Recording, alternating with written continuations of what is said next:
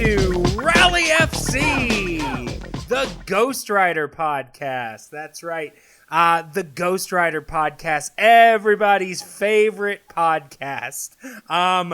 My name is Clay Johnson, and as usual, I have a very special guest here with me to talk about this very special show. Everybody welcome Patrick Wilson? No, what's your name? Shit, I did this the other day, and I was like, that's not his name.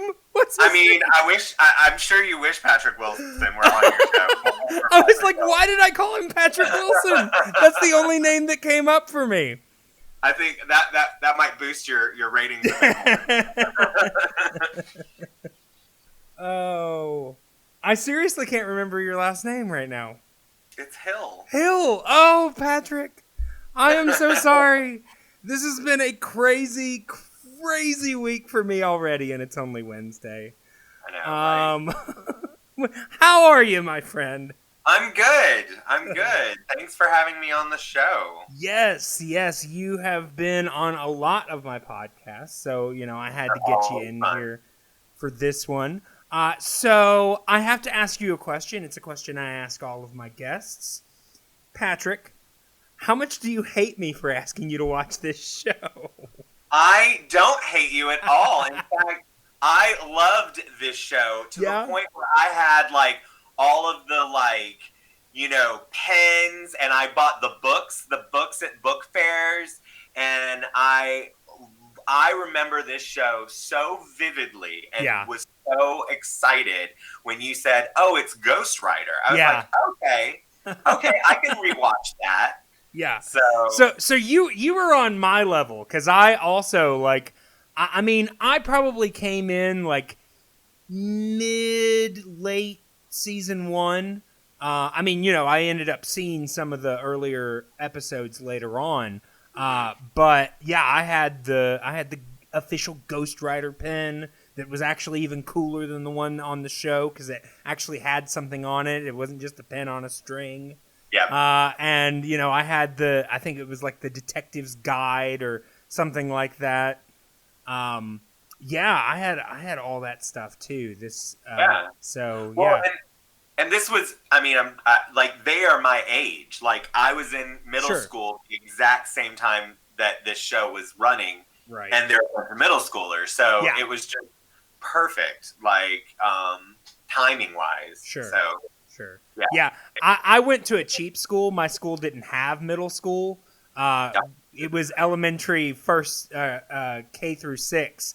And then 7 through 12 was all in the high school, even though they called 7th and 8th grade junior high, but we were all together. Yeah. Well, I kind of had the same thing, because I went to a magnet school that was 6 through 12, but we still kind of had our silo of hey, I'm a middle schooler. Yeah. So. Do you remember, we'll get into the specifics of the episode in a second, but do you remember watching this storyline as a kid? I do, actually. And I remember thinking to myself, wow, New York must be scary. It has gangs. I specifically remember that. Because thinking there's no such thing as gangs in Augusta, Georgia, which for all I know there could be. But you never know. But in middle school, I'm just like, where do these people grow up where there's gang violence? Oh, Brooklyn, New York. Now as an adult. Yeah. Oh, yeah. All right. Well, let's go ahead and let's jump into this episode. This episode is called Building Bridges. Very relevant topic. Yeah. And as Patrick alluded to, it is about gang violence. But we're going to talk about it in a little bit. But I feel like there are some other social issues going on. But we'll get to that in a second. The main storyline basically revolves around someone is trashing the school. Hurston Middle School, somebody's trashing the school.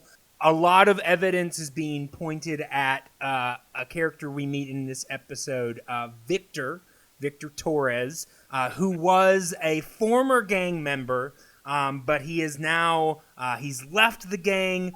He's no longer doing that. He's actually now running track. He and Rob become really good friends in this episode. And so the team basically tries to figure out, who is trashing the school, who might be framing Victor. And there's some other weird drama that's going on, but we'll talk about that as we go through it.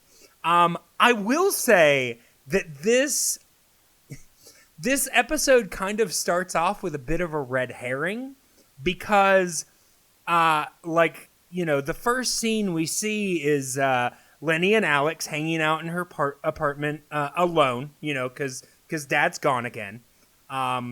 We have decided that Lenny is actually an emancipated minor, and Dad just checks in when his tour is in town. Yeah. Because I swear she is in that apartment all the time, and we barely ever see Dad. I mean, it is true. Yeah. It is true. But she's basically Grandma Jenkins must just really take care of everyone. Oh, I think so. I mean, we do. This is one of the few episodes that we don't get either of the Fernandez parents. But yeah, I mean, a lot of the others we don't see their parents a whole lot. Yeah. But they say that they're waiting for another kid who walks in and he's just been mugged, and they're like, "Oh no, Kiambu!" And I'm like, "Kiambu? Who's Kiambu?" Basically, they introduce this character to get mugged just to set up the whole violence angle, but it has nothing to do with the rest of the episode. No. And I'm like, okay, I kind of understand it, because of the fear factor in this, but why couldn't it have been one of the kids that we know? And we know, exactly. Because just introducing this random character and then saying he's been mugged, it's like, oh, that's unfortunate, but it doesn't, we don't know this person. I mean, obviously gang violence of any kind to anyone is a horrible thing, but when you just randomly introduce someone to have violence happen to them, it doesn't mean nearly as much as if it had happened to one of our leads. Maybe it could have happened to Alex. Maybe. Yeah. I mean, you could have still introduced these other kids, in the context of working together on a school project thing. But I just really think they missed an opportunity for the violence to mean more than it did, especially because it doesn't come back up again. And I feel if they had done it with, that might be one of the reasons that they did it. But, if they had done it with Alex and then we never resolve who beat up Alex. Yeah. Well, we might get a little upset by that. That would have been a plot hole. Yeah. Well, and what else I thought was funny is that poor character had to keep that same makeup on for days. That bruise never healed.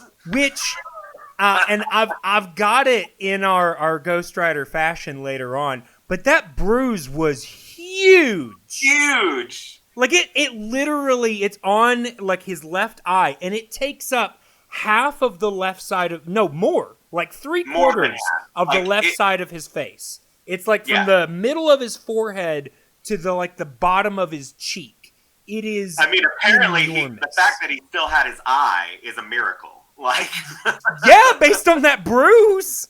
My goodness, it was insane. This bruise. Oh my gosh. This story is a little all over the place. It takes them a while to really introduce the main mystery, the main plot. Normally I outline the main plot and then the side plots, the B plots. But this one, it takes a while to figure out what the main plot is. And so some of the B plots make up a lot of the story. Because you do have, the whole reason that Alex and Lenny were meeting with Kiambu is because they are part of a committee to throw the Hurston Star Jam, which is basically just a talent show. A talent show. And you might think this is all about that. Right. But yeah, no. Yeah, I mean, like, honestly, for like the majority of the first episode, you feel like is just going to be about, is the Hurston Starjam going to actually happen? Are these kids going to be able to show that they're full of talent? It's a nail biter, I'm telling you. Right. Yeah, I mean, because, that does become a plot point when all of the violence and then, the trashing of the school becomes more of a thing. They do have to question whether or not they are going to end up holding the Starjam. They end up with an idea from Lenny, basically changing it from just a talent show to basically a community thing, basically rallying against violence. Yeah. And all of the acts then end up becoming, anti-violence oriented. Yep.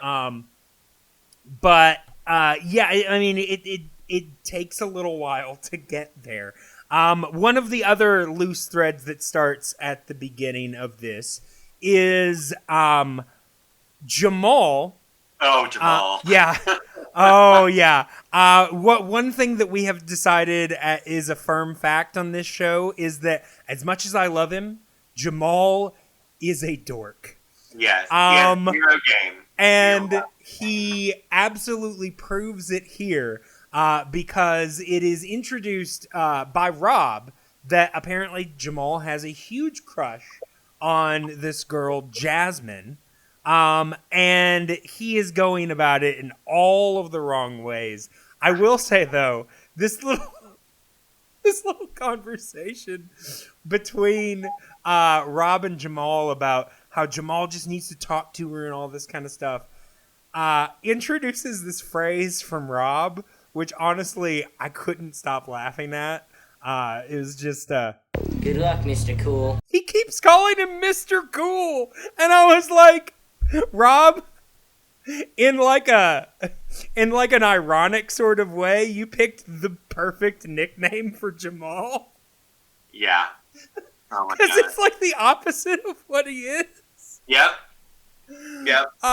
And so, I mean, and this storyline, like, continued, like, a lot of the subplots in this show will last, like, a couple of episodes. Most of them are wrapped up in one. Some of them kind of this one, like, I mean, it's kind of wrapped up by the third episode, but because of the outcome, it's then continued in the fourth episode. Exactly. I honestly, I'm sorry, go ahead.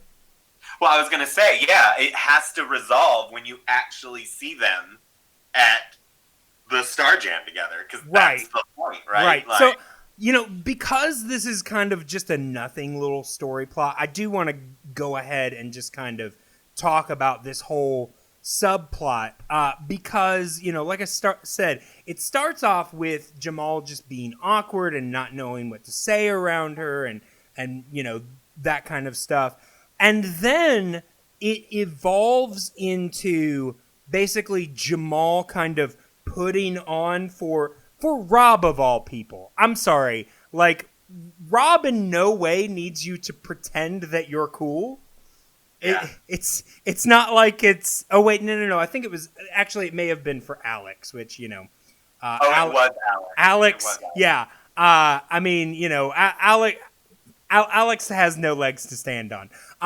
But he is, trying I to... think Alex is the coolest, though. I'm sorry? When I was young, I thought Alex was the coolest. Okay. I do want to talk about Alex in just a second. Okay. But, like I said, he's kind of putting on for Alex, and he basically goes on this thing where he's like, oh, Jasmine would be lucky to go with me and all this kind of stuff, and he's like, she's going to be, a puddle at my feet, just really shoving his foot down his mouth. Yep. And of course, in typical, comedy trope fashion, while he's saying this, she is directly behind him, and we get this retort. Even if I was an old stick of butter that had been left out of the refrigerator for 3 whole days, you would not be hot enough to melt me, Jamal Jenkins. I love that line. It was great. I was just like, go Jasmine. I was like, good for you. I mean, the visual, too. It made me think, oh, wow. Like, and you know, that was a very typical thing where people leave their butter out. Yeah. Soften it. It's so funny. Yeah. I was just like, that. It made me laugh so hard. But I will say, like, you know, they set this up. And the first time, because he actually does, like, go to talk to her the first time before he put his foot in his mouth. Oh, yeah. And I don't know if it's just me or maybe she was, you know, not given the full story, but it seemed to me like she was not interested in him at all. Ever. Like, I'm not even sure. Well, I mean, I say that because she does eventually, like, you know, after he does what he does, I completely understand her shutting him down in every other scene. Yeah. But in the final scene of this subplot, you know, he sits down and he talks to Ghostwriter and he's like, you know, I said something really stupid and all this kind of stuff. And Ghostwriter's like, write a letter. That's what this show is about. Write a letter. Yep. So he writes down his thoughts and he goes to her apartment, which I'm like, okay, if you're trying not to come off as a creepy dude, bad move. Yep. Give it to her at school. Going to the place where she lives when she thinks that you're a jerk, probably not the right move. But exactly. He does, and number one, she opens the door when she knows that it's him. And the moment she opens the door, you can read on her face how this is going to go. Because it's all of a sudden, it seems like the character's motivations and, you know, preferences have completely changed. Of course. Because, you know, she reads the letter and basically he asks if she'd like to go to the Star Jam. And she'd like, I'd love to. And it's like, really? Because that's not what I was reading from you in any other scene but this one. Yep. Yeah. I mean, obviously, you know, the whole premise of the show is if you write something down, you'll get a positive outcome. Which I can tell you, as a point of fact, does not work. Yeah. That is not true. But I remember when I was little, I think I started keeping a journal because of this show.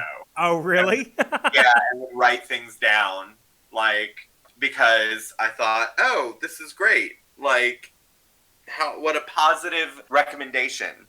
Sure.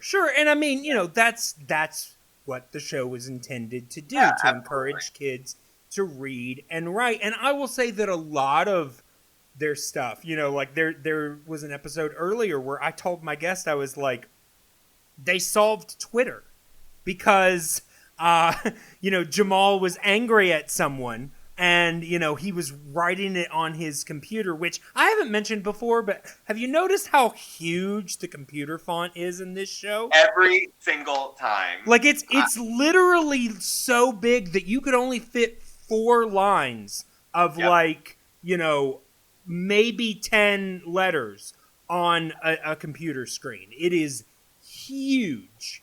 And that was never realistic. I remember that even being unrealistic back then because I had like an old Apple IIe. Oh, yeah. I mean, it was 100%, you know, for ease of we want to make sure the kids can read it and all that kind of stuff. But, you know, in that scene, he writes his angry thoughts and then Ghostwriter's like, good. Now that you've calmed down, what do you really want to say? And I was like, he solved Twitter. But, and, you know, so some of those, like, writing lessons are, like, really good. Because, like, they teach you to, like, form your thoughts. And, you know, the fact that when you write, if you mess it up, you can always erase it and then start again. It's like, just because you write a letter to someone that you have majorly messed up with doesn't mean that they're going to just automatically forgive you and then go on a date with you. And I believe that she like dates him for a good bit. I mean, you know, the way that, which is something else I want to talk about, but the way the show handles relationships is one episode they start a relationship and then maybe they mention it a couple episodes later and then it's never brought up again. Yeah. Point in fact, the last episode, we saw Alex and Tina. The episode before that, basically he'd asked her out and she said yes, but she said, I'd rather go with my good friend Alex. So it was like, but he kissed her in the back of a garbage truck in the last episode. Oh my God. But I want to point out, did you remember that was a thing? Did anything in this episode make you think that they were a couple? Absolutely not. No.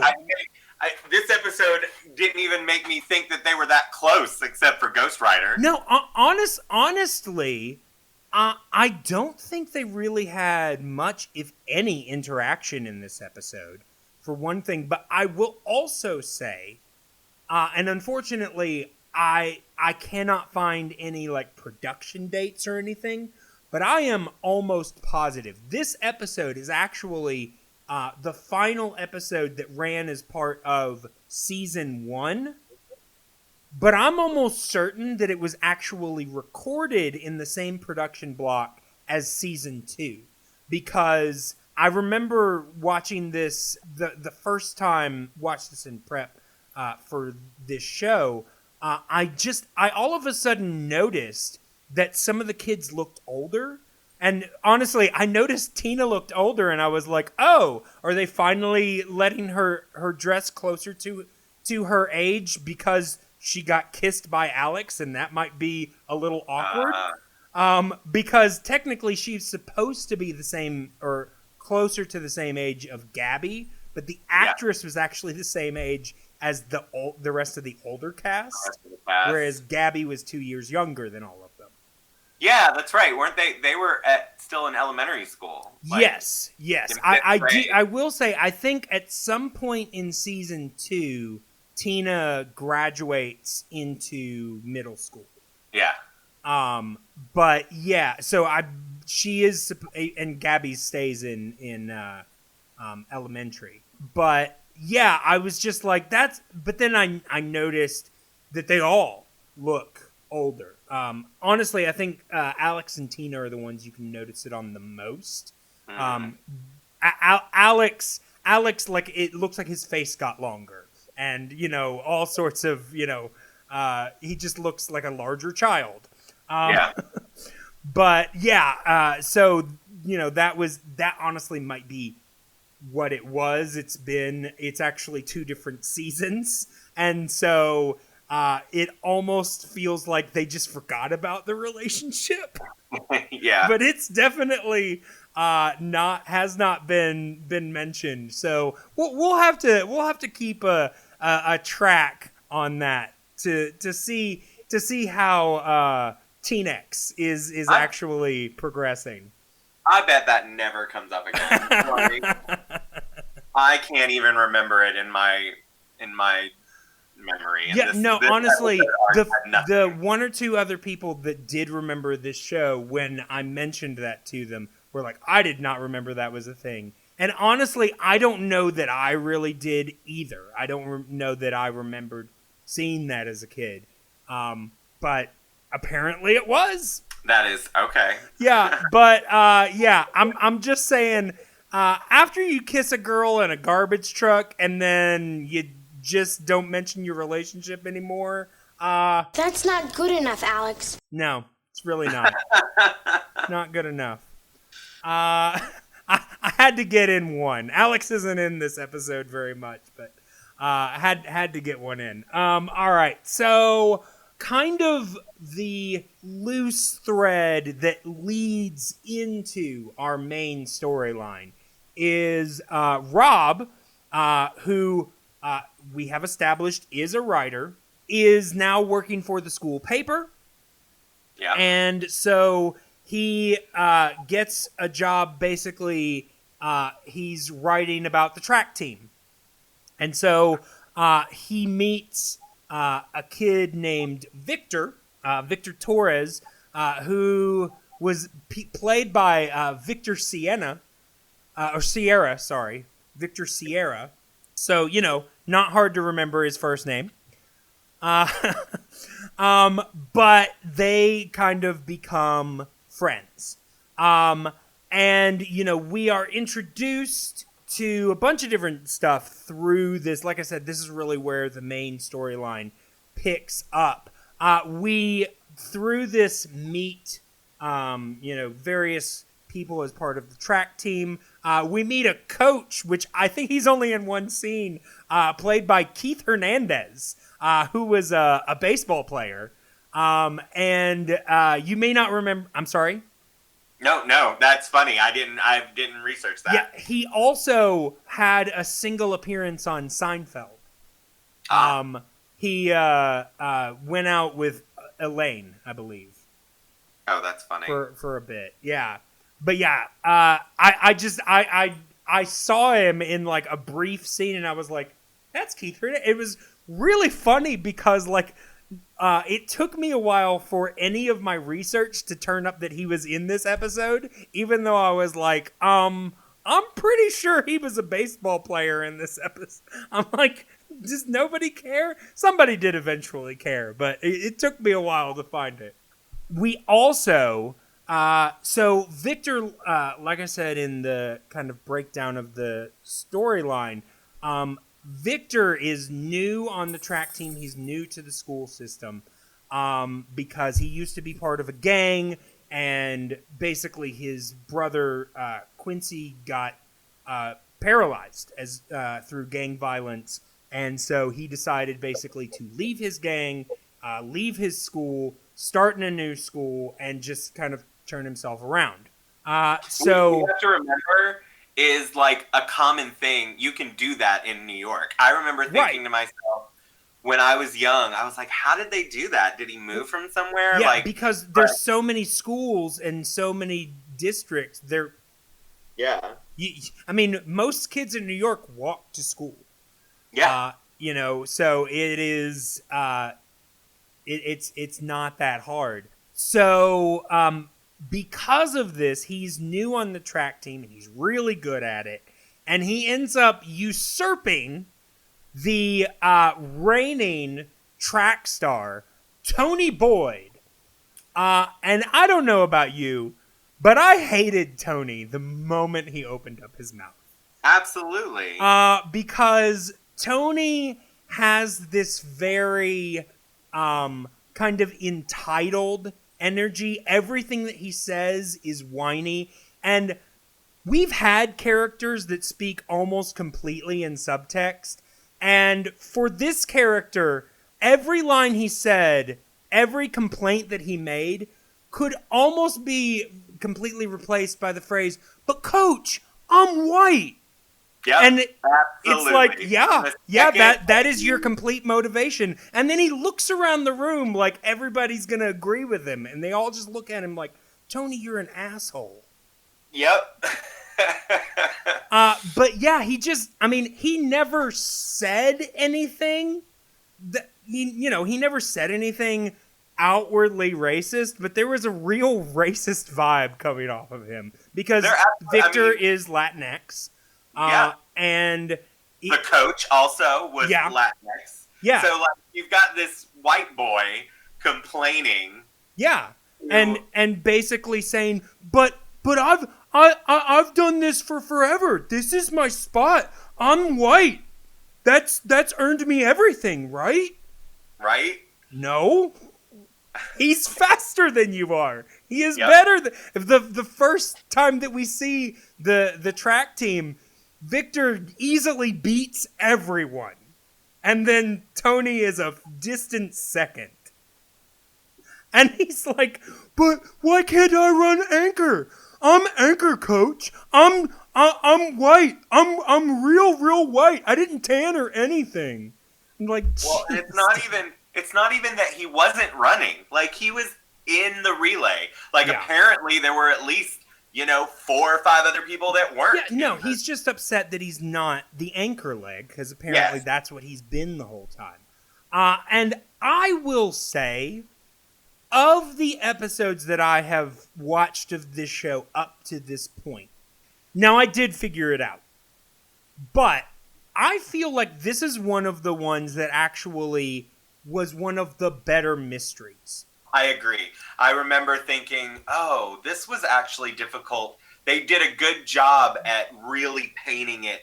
Yeah, they did a good job of presenting other possibilities. Mm-hmm. Now, if you can't guess by the way that we're talking, eventually we do find out that Tony is the asshole that frames Victor, which is another thing that plays into the whole racial thing for me, because I'm like, because that's one of the things that he keeps bringing up. He was like, he was in a gang. He was in the Thunderheads. He's not one of us. And I'm just like, dude, can you not hear yourself? Yeah.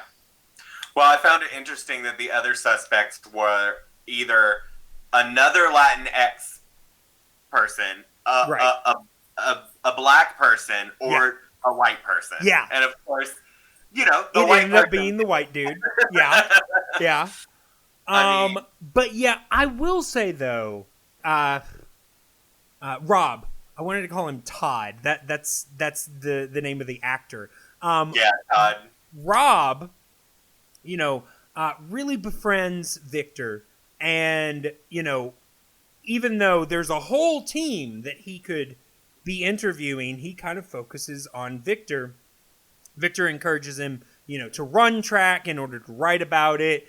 Some pretty decent stuff. But they kind of just, they just really kind of click, and they start, sharing things about themselves and kind of stuff like that, and they're hanging out. And one of the first times that we see them hanging out outside of school, we run into Victor's old gang. And the Thunderheads. Yes. Okay. And here's the thing. And it was kind of funny, but simply because, was it just me? Or did the scene between Victor and his old gangmate read more like a scene between two exes than two gangmates? Let me just explain to you I don't want to use the term homoerotic because they are all in middle school. Right. But there's a lot of sexual tension there. Sexual tension, it is. Yes. And I mean, even between Victor and Rob, the whole show. Yes. Okay. I am so glad. I'm so glad that you saw this too. Because even every time they went off the screen, and Victor. Now, I grew up in a Latin, ex family. Latino people are much more touchy feely. Sure. They're much more, But it was very interesting to me that relationship did not really bud like two dude bros. No, it was and the reaction that Miguel had to Victor bringing Rob around their turf, it was like, why are you bringing your new thing into our area? 100%. Like, honestly, when I watched this initially, like, I saw it through that lens, and it colored the whole rest of Rob and Victor's relationship for me. And honestly, I mean, at first I was like, that's kind of funny. But honestly, the more that I thought about it, I was like, here's the thing. We have talked about so many times how this show for the early 90s was really progressive. Very diverse, talked about,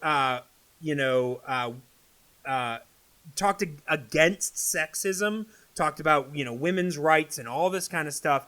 But the one social issue that they never brought up was, LGBTQ issues.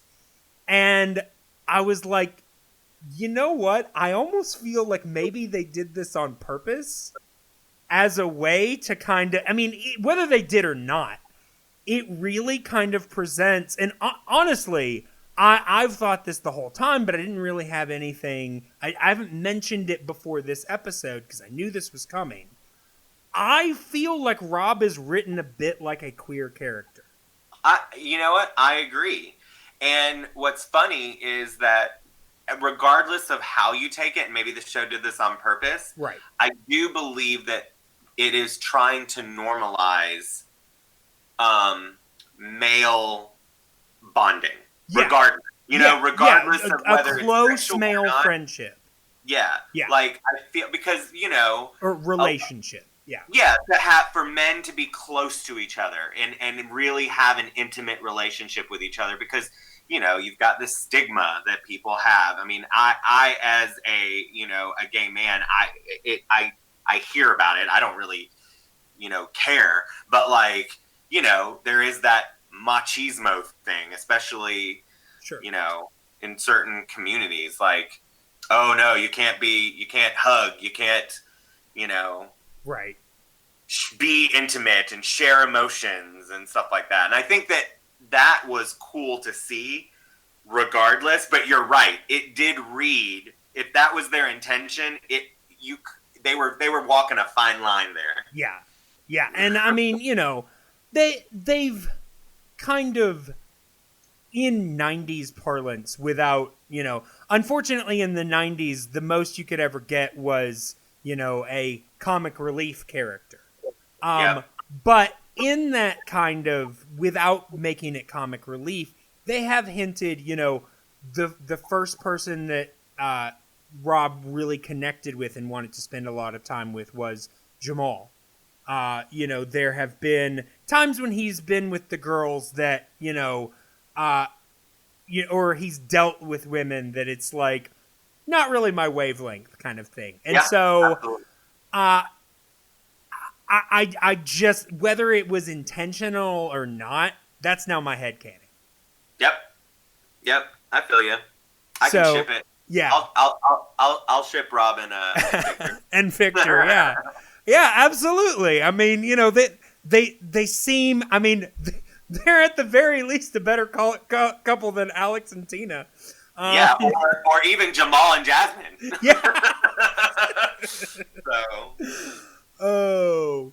But yeah. So let's see. I mean, we didn't really mention.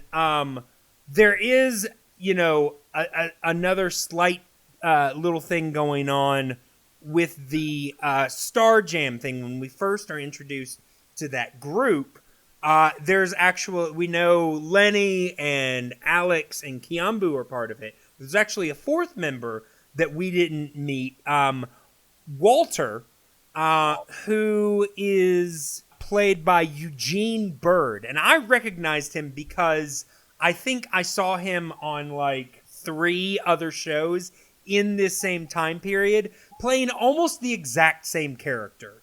Oh, well. Like that very kind of, you don't know me, kind of real hard kid. I mean, I think in some of the other ones I saw, like he was actually the one involved in like gang related things, or, he was a kid that was hard to reach kind of thing. But he's always this kind of like angry person in most of the things I've seen him in. And he's doing the same thing here. Basically, the way they set it up is that he's not the director of the Star Jam. It's Lenny, and he's mad. So he's going to wreck their stuff. And every time stuff gets messed up for them, he's going to smile and stuff like that and just be a real jerk.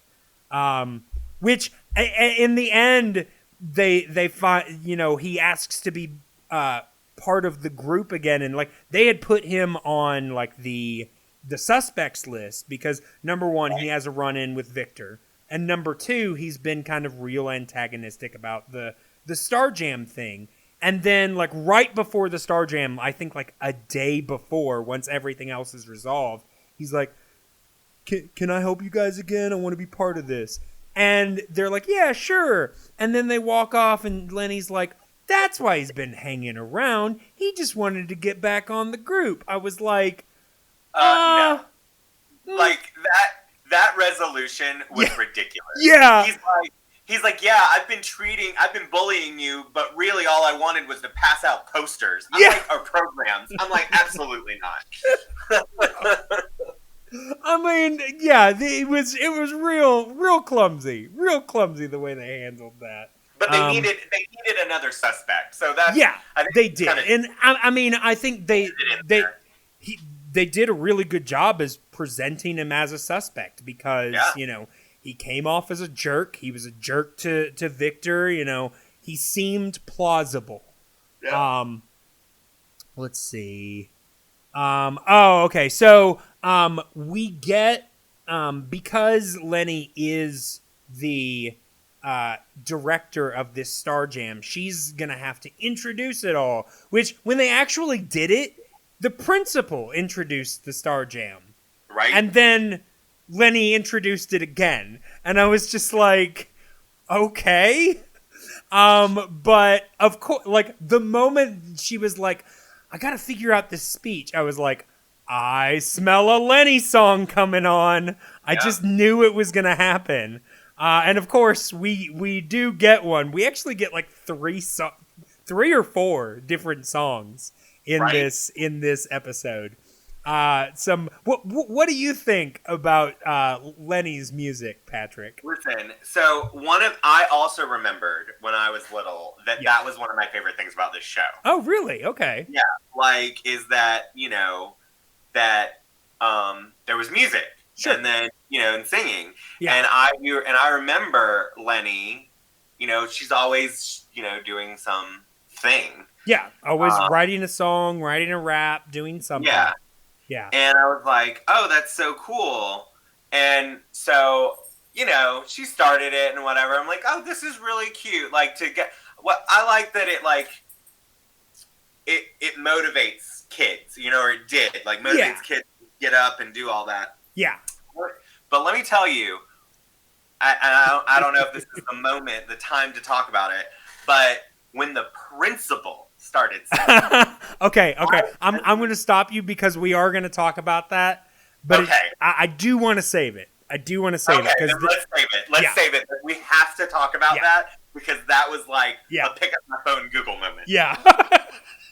Okay. So, all right. No, but Lenny, I actually like that there's music in this. I mean, this show it's the same thing with like Sesame Street. Like for a public broadcasting educational show, this show had everything. Yeah. Oh, yeah. Terrible acting aside.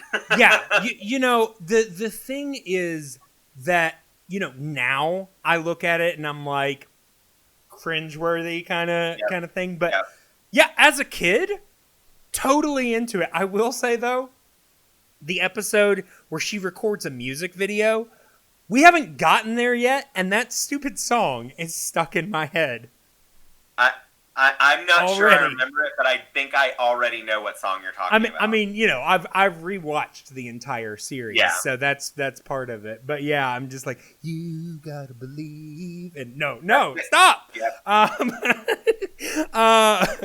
Okay, but before we move on to the next part of this story, we have to discuss one of the final scenes. Okay, so we mentioned that Victor took Rob, to meet his ex. Yep.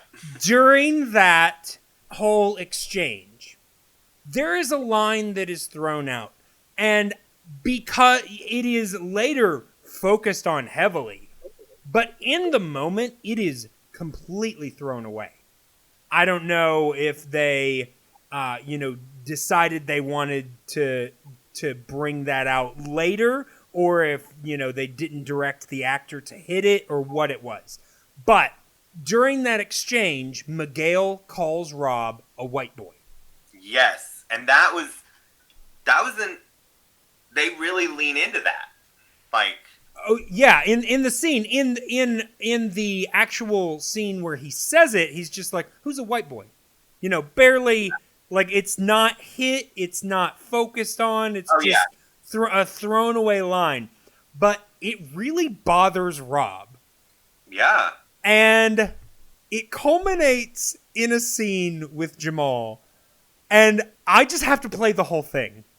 because it's like 45 seconds, so it's not super long.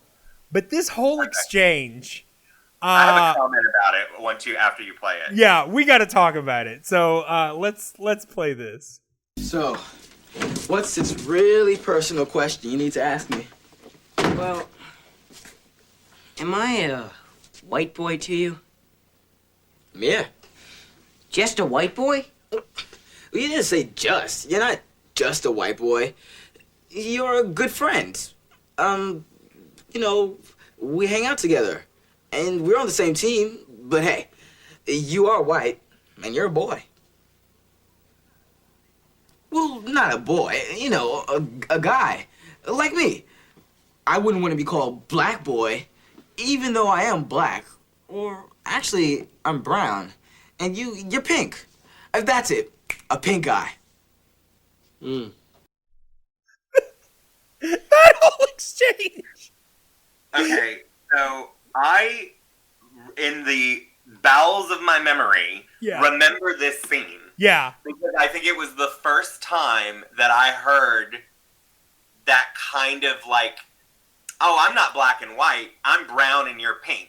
Because I don't think it ever showed up in my life before then. And like, you know, being a white guy, like one of my best friends in middle school was a black guy, and I don't think we ever said that to each other.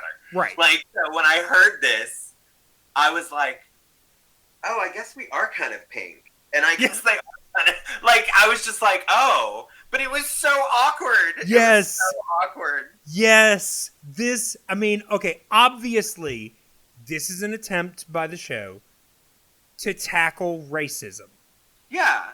Which... And they did it. They did a thing. They definitely mentioned it. And I will say, when I first heard this, I was like, this is so clumsy. This seems like a guy who's really uncomfortable with it, just trying to mention it in the show. I was like, the writer has to be white. No. This episode was written by Kermit Frazier, who is a black man. He's an author. He's actually written for a lot of different things. Has actually a really distinguished career. He was also a producer for this show. But I was just like, number one, the fact that it is towards Rob. It's like, okay, on one hand, I understand why they did that, because it's not as hot of a button if it's on Rob. Yeah. But at the same time, it's also not something that, you know, someone like Rob is really gonna have to deal with. I mean, even white boy,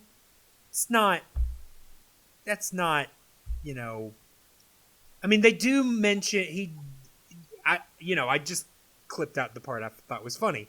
But, you know, they continue to talk, and he was like, it made you feel bad, right? And he was like, yeah. And he's like, yeah, some people do that because they don't know you, kind of thing. And really kind of, you know, just dissected the idea of racism, that it comes from fear. It comes from fear of the unknown, kind of thing. And so, I mean, that part I kind of liked. It's just, I don't know, it just felt really kind of clumsy.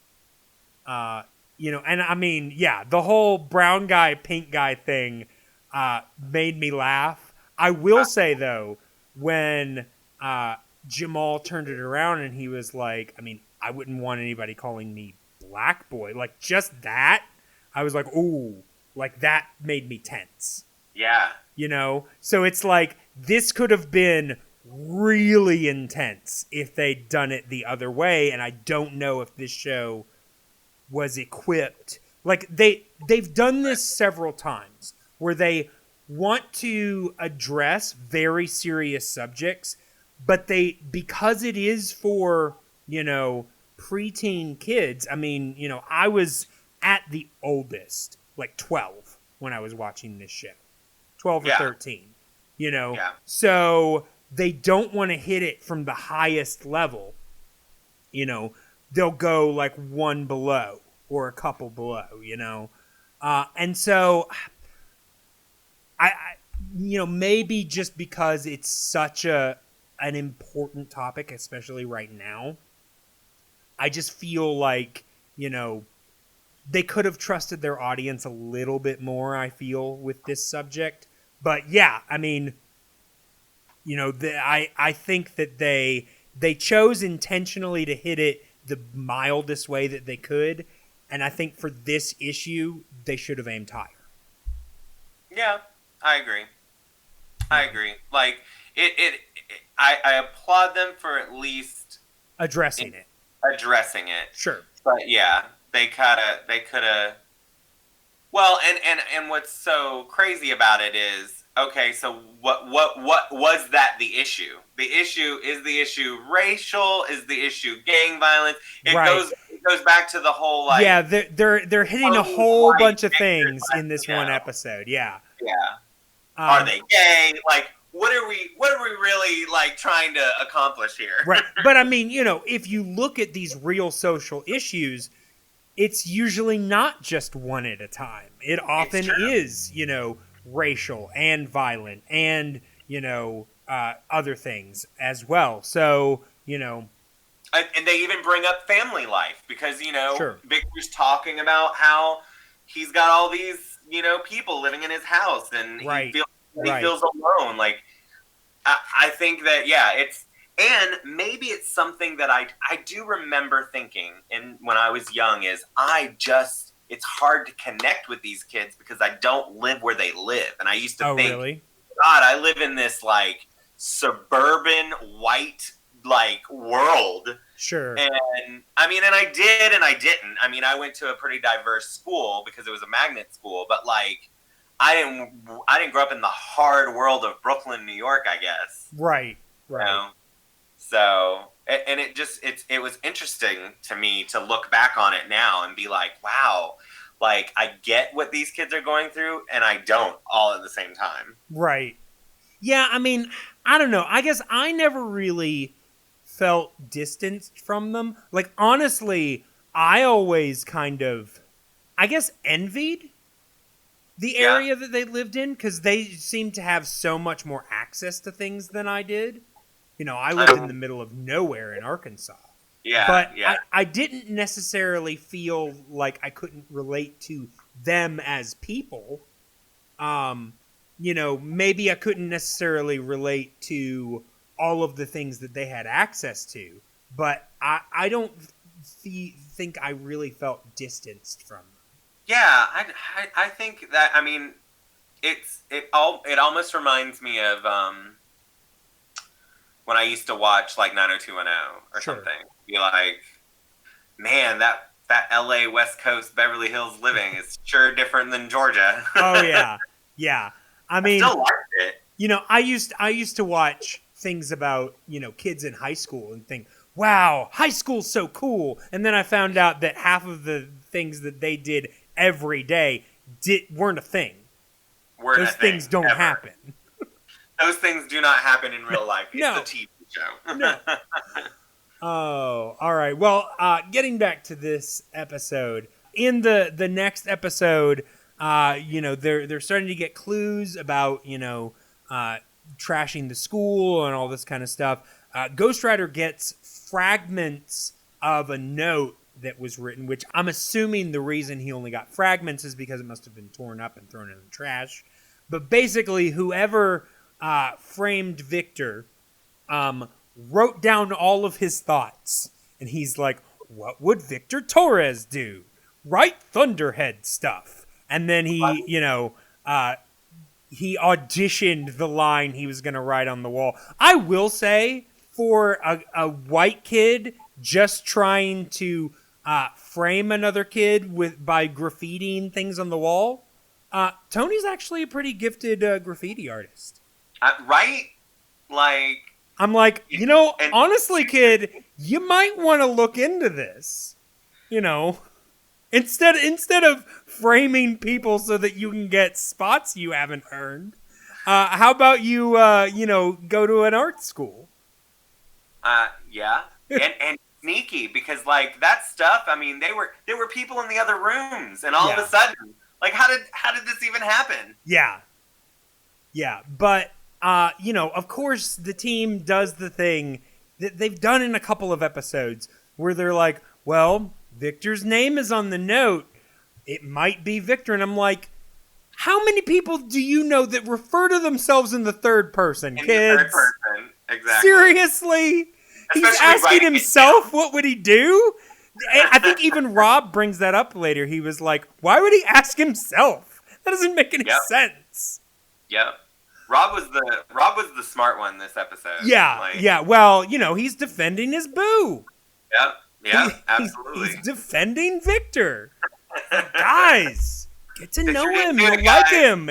This one's important to me, guys.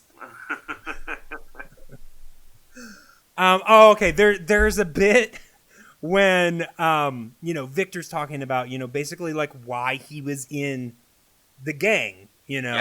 That they were basically people that looked out for each other and all this kind of stuff, and he was like, Rob's like, I've got people like that, and Victor's like, you're in a gang? He's like, no, a team. Well, I guess it's kind of the same. And I was like, yeah, without the violence and beating people up and stuff, pretty close. Yeah. Well, I mean, it's the intention is the same. Right. The idea, what Victor was looking for behind it was the same. It was all about, finding people who would look out for you, like-minded people who would defend you. And I don't know. Okay. Was it just me, or like halfway through this story, I started thinking, man, of all the people they added to this team, I really wish that Victor had become a part of this team. I agree. I wish that Victor had become like it, and actually it made me forget that I was like, oh yeah, he doesn't get added, because I was thinking of Hector that comes on right later. Well, because they've never really had someone that has a detailed like background in something bad or violent, but has overcome, on the team. And it's like, I was really interested in seeing like, that type of redemption story, because, Ghostwriter says that the reason that he has picked them is because, he can feel it in their hearts that they're the type of people, and obviously doesn't mean that all the kids he's not talking to are horrible people. Yeah. But with that, I'm like, wouldn't it be perfect for a kid of Victor's background to be someone that Ghostwriter says, he's a kid I want? Yeah. Let me show myself to him and then be part of the team. Yeah. Yeah, honestly, I mean, I knew it wasn't going to happen because I know this show. But I was really disappointed that he did not end up, or someone like him. I understand if Teddy agrees. Teddy does agree. Very upset that Victor did not stay part of this team. I mean, he's better than Craig, the guy that they added for one episode and then forgot about. Aww. But yeah, so like I said, Victor and Rob are hanging out a lot, and there's a bit. I mean, you mentioned it briefly. We do meet Victor's brother and sister, and his older brother Quincy, who was paralyzed from the waist down in gang violence, and we don't see their parents. But in this situation, you can only assume they must be working.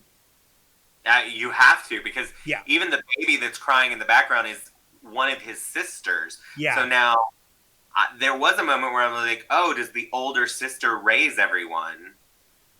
Maybe. Honestly, I feel like, at least in this moment, Quincy's the one in charge. You know what? It might be. That might be it. I will say the actor who plays Quincy, his name is Joe Herrera. He was apparently incorrectly billed as Joseph Herrera when the show originally went out, but that was apparently a typo. Yeah, he apparently just goes by Joe. But here's the thing. He looks real hard. But I don't know, there's something about him that just makes me laugh when I see it, because I just see him like silently brooding, and I'm just like, that guy is doing some capital A acting.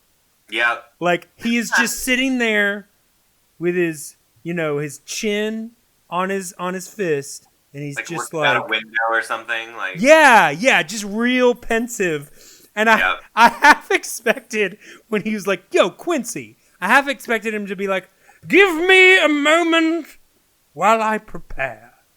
And it's just like, he's just got this real, like, I am acting vibe about it. That hat helped it too. Yeah. Like, he's a serious actor with that beret or whatever. Yes, he is working so hard. And I'm not picking on him. I think that he does well with the small part he's been giving. He's just, he's really into this real brooding thing. But yeah. Let's see. Victor and Rob, basically they're at a park, and they start talking, and Victor basically shares with Rob that he has also been writing a journal, just to kind of help him, because he's been through a lot, and so, just he's trying to find new ways to express himself after being in this gang, and he has taken to actually writing like poems and raps and stuff like that. And he does one for his brother, which actually I thought was pretty good. I thought it was really good. Yeah. So I wanna. They actually play it twice in the episode. They play it this once where it's just him reading to Rob, and he's just like keeping beat with his hand on his knee. Clark all alone. It's so adorable. And then they do one later on at the Star Jam. There's like a beat and music and everything behind it. And honestly, I was like, you know what? I actually prefer the first version. I did too. Yeah. So I just want to play that real quick here. With my fist shoved so high in the sky, with my mouth stretched so wide I could cry, with my stomach wound up tight like a bow, I scream no. I scream no. No more racing up and down all our streets, no more dancing to the beat with your feet, no more wrestling me around on the floor, no more just up and walking straight to the door. What was it for? Was it for? Was it for?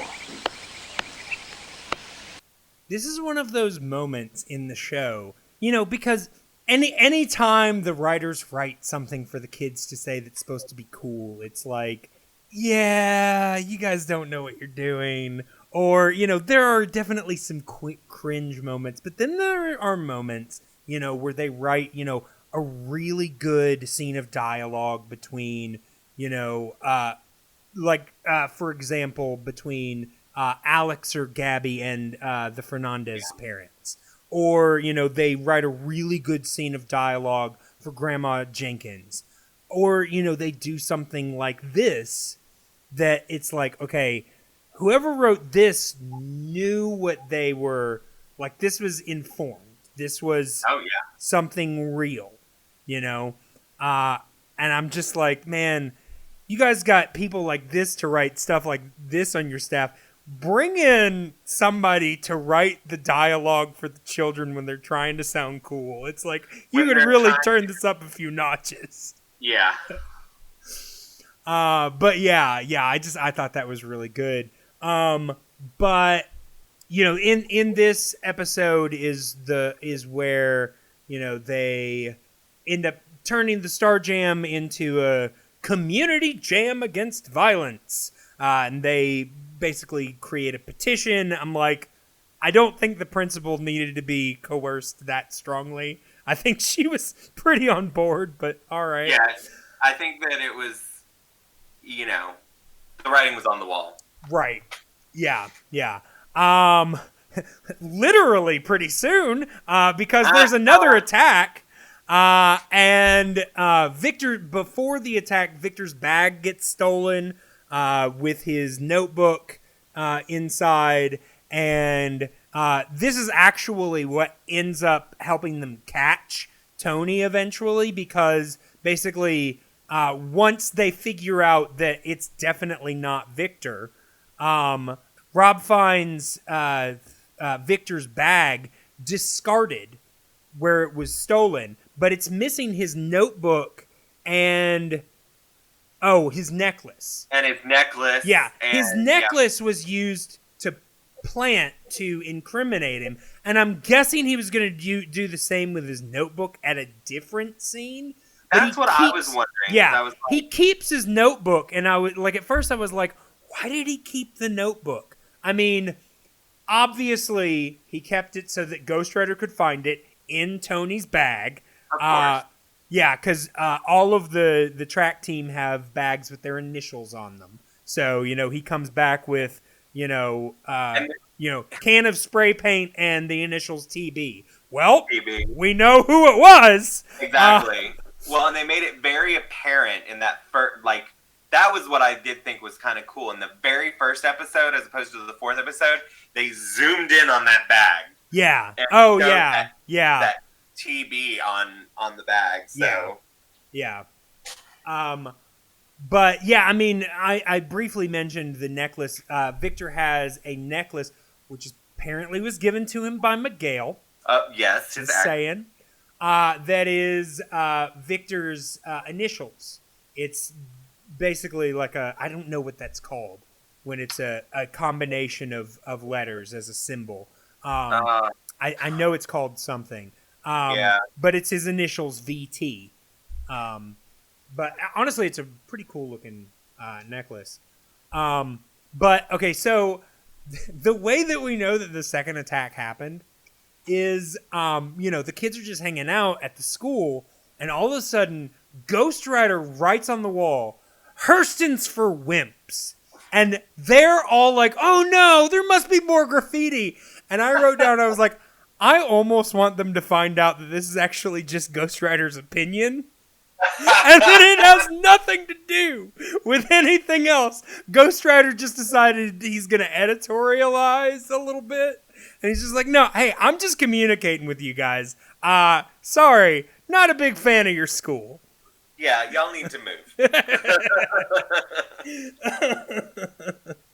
Well, and again, that was the scene where I was like, y'all were all at the school in that room, and all that happened right outside your door, and you didn't hear it? Yeah, I know, because, there's, not only lots of graffiti on the stage, but, there's stuff turned over. Stuff was, trash. Yeah, all over the place. I will say, Rob finds Victor's necklace among the stuff, and he hides it from the team, because he knows that the team, apparently they've all caught Alex disease in this episode, because they all just go to the easiest conclusion. And I'm just saying, that's not good enough, Alex. Yeah, usually Alex is the person that's like, well, it looks like it might be this person, so it's got to be them. And it's just like, guys, think it through. Does Victor really look like a guy who refers to himself in the third person? I'm just saying. Exactly. But yeah. Oh, okay, yeah. There is a bit after Victor's bag gets stolen where somebody yells, in the before the second graffiti is found and all this kind of stuff. Somebody yells at Victor, "Hey, where's all the Thunderhead stuff?" Basically, accusing him, kind of thing. And I'm like, whose voice was that? Because it was not Tony's. Because Tony sounds like this. And it was like, hey. I'm just like, I don't know who that was. Just probably one of the producers. Randomly, hey, Victor! It was so out of context. Yeah. I mean, the whole point was to get Victor riled up. Because the thing, this is the episode where, Victor gets riled up and he almost goes back to the Thunderheads. And Rob uses Ghostwriter to find the Thunderheads hideout. And here's another story where Rob makes a real boneheaded move by going to a dangerous place without telling anyone he's going. Right? At least the last time he didn't go completely alone. This time he is completely alone. And I will say, we've established that Ghostwriter can't see, but he can kind of, he can feel like how people are doing. And when the rest of the gang comes in, Ghostwriter is losing his shit. He's like, Rob, what's wrong? Yes! He is like, Rob! Something's freaking... It's like, he is freaked out, and I'm just like, man, Ghostwriter, he knows something's wrong. He did. Yeah. I thought that was funny. I thought it was funny, too, that they used it, he was staring at the words, and, then Miguel was like... What are you looking at? Yeah. What are you looking at? Exactly. Yeah. I like it. I like that because I couldn't remember how often they did that, Right. How often did they... Bring in other people when, acknowledge that they're acting weird. Yeah, they do that. I mean, there are definitely episodes where they do it more, but yeah, I mean, in the first few stories, there was never anybody else around, and nobody else was reacting to the things that they were just randomly staring at in midair. But yeah, they do eventually start peppering that in, yeah. Honestly, I kind of like it when they do, because I'm like, it makes... I mean, Ghostwriter is a very helpful tool, but he also presents a difficulty, because when somebody asks, how do you know that? You got to think on your feet. Yeah, it's like when Miguel and when Victor asked, how did you even find this place? Yeah, because he literally wouldn't have been able to without Ghostwriter. Nope, not at all. Yeah. And so in this third part, we actually get one of the few scenes with Gabby and Tina, like I said, because this is this story is mostly taking place at the middle school. They're both in elementary school, so we don't see them much in this story.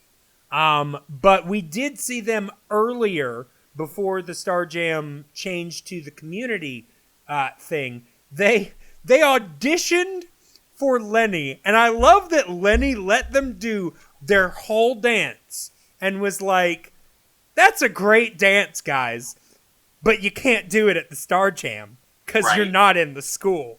You're right. And they have this conversation because they're like, well, what if you did it with us? And she was like, that would work. And they're like, great. She's like, but I'm not gonna. And I'm just like, jeez, Lenny.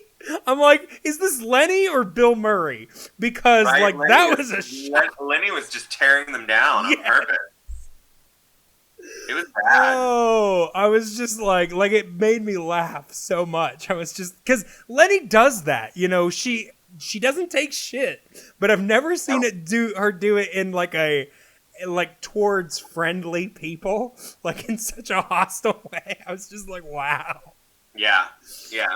And they were such poor Gabby and Tina. They were just throwaway roles this episode. Yeah. I mean, and I've mentioned it several times. Gabby's one of my favorite characters. I remember her being one of my favorite. Yeah. Gabby and Alex were both two of my favorites.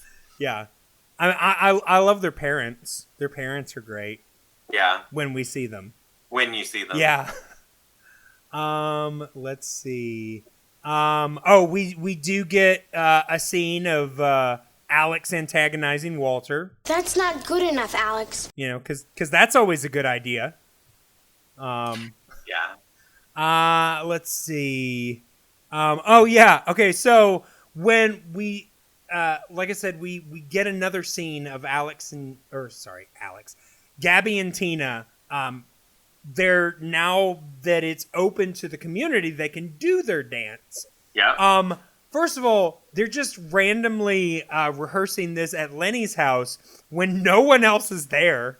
I'm just like, okay, like Lenny just walks into the scene when they're just randomly rehearsing at their house. I'm like, all right. I mean, sure, I'm like, in my head, I'm thinking Gabby's room's big enough they could have done it there, but Lenny lives all alone. She's got that big loft all to herself. She's not there, so yeah, just whatever.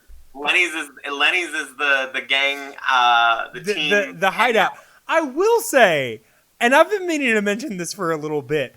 Most of the rallies either happen at Lenny's or Jamal's, and I just think it's funny. Like, Lenny's totally makes sense because when they're at Lenny's, they're in that big open area.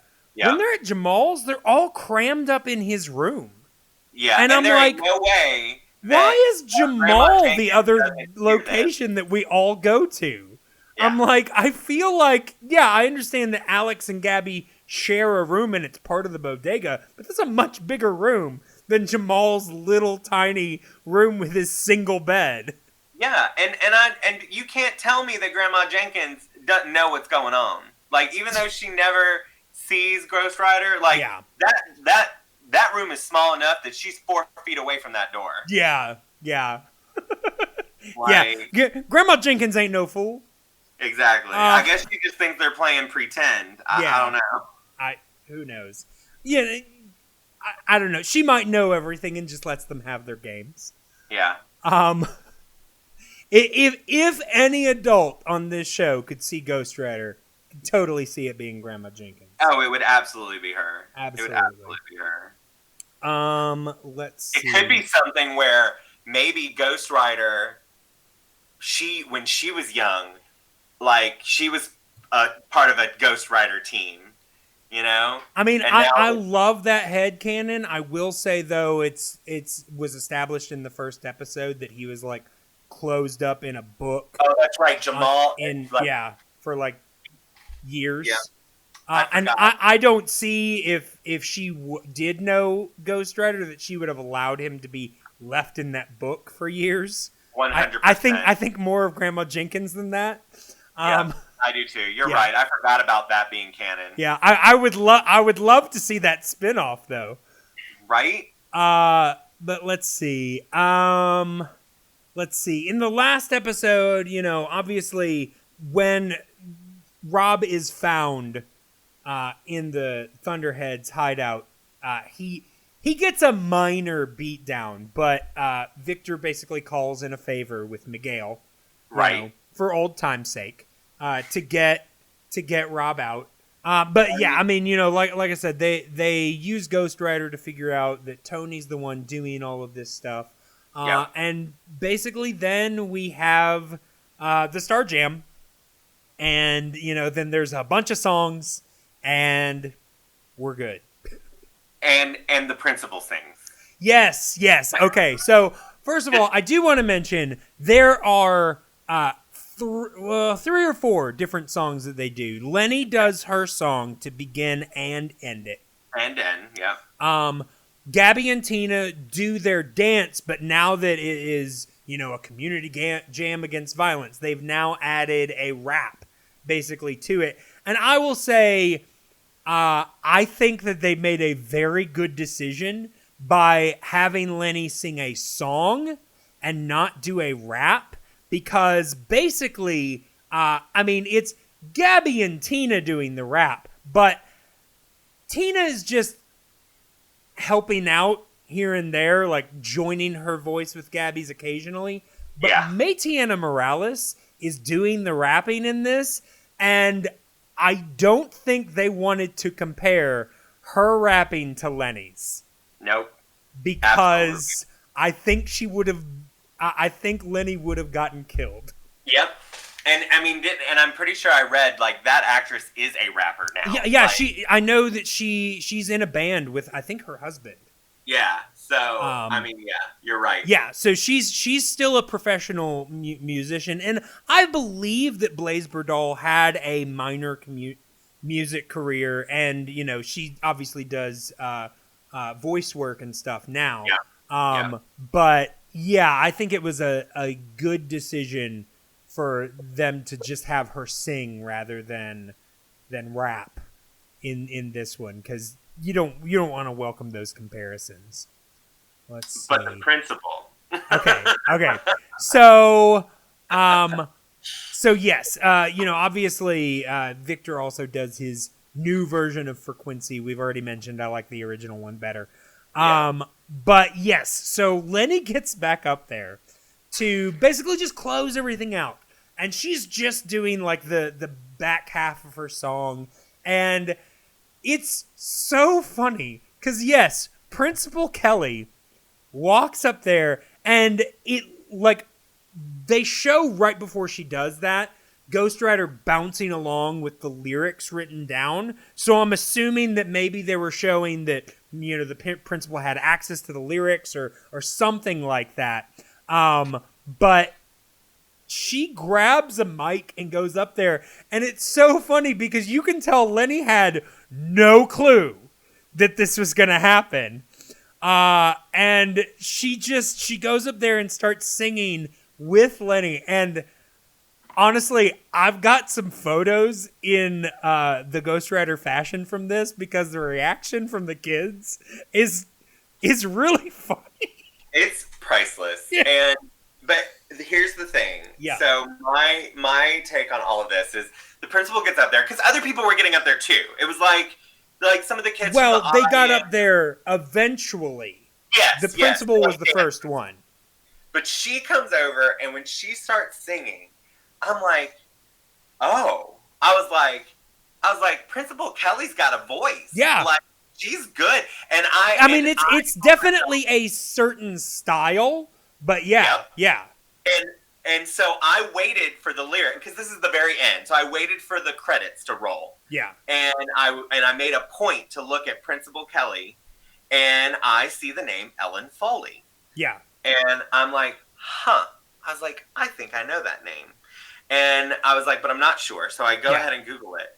And come to find out, she is a highly successful. She is a successful musician. Yeah. Even to this day. But the particular thing I found out about her that I loved is she was the original witch in Into the Woods in the very first production in San Diego. Oh, and nice. Bernadette Peters replaced her. Oh, wow. When it moved to Broadway. And in fact, before the original production closed on Broadway, Ellen Foley came back to close out the show as the witch. Nice. See, I saw that she was on Broadway, but I didn't get that deep into her credits. That's really cool. Yeah.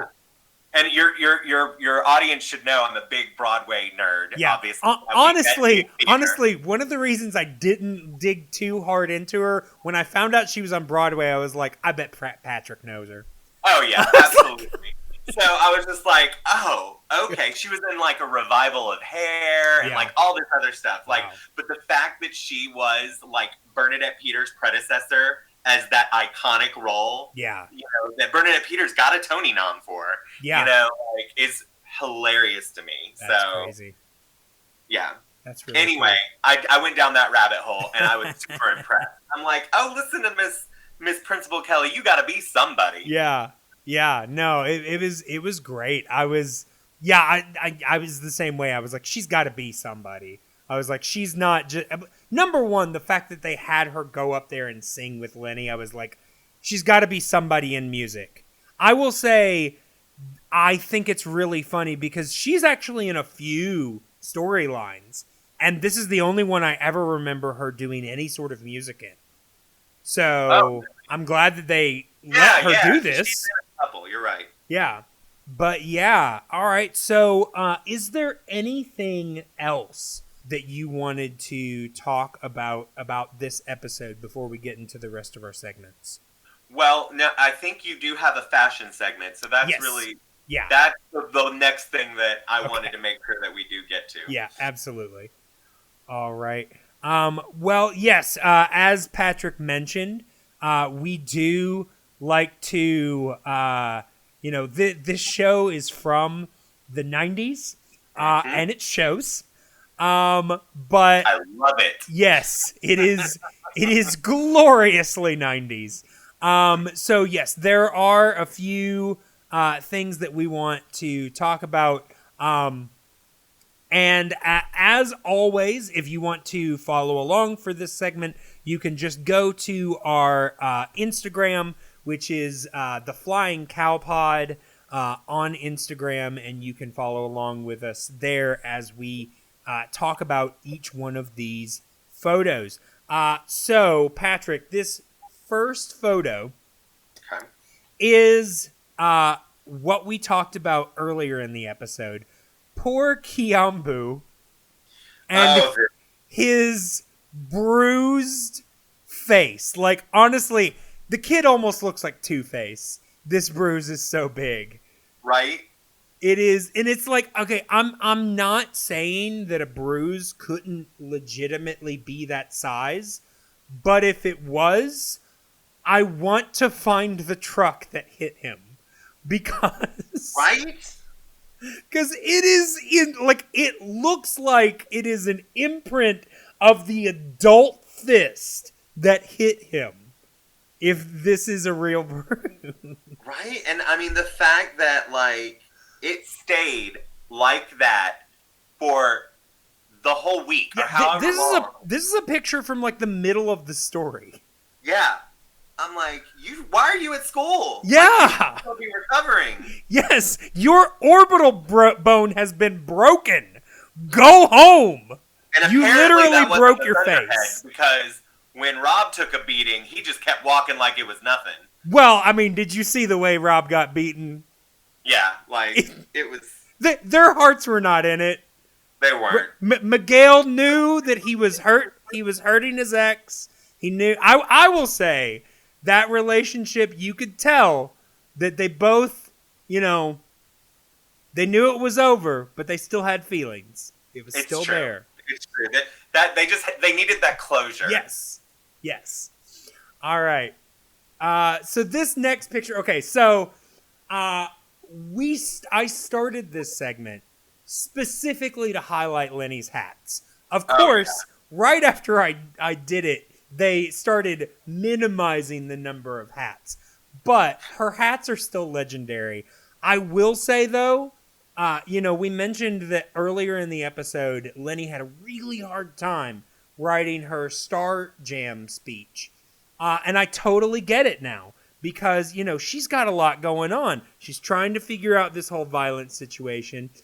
She is the director of the Star Jam. And she is apparently leading a revolution. She's just got a lot going on right now. Yes, like, she is...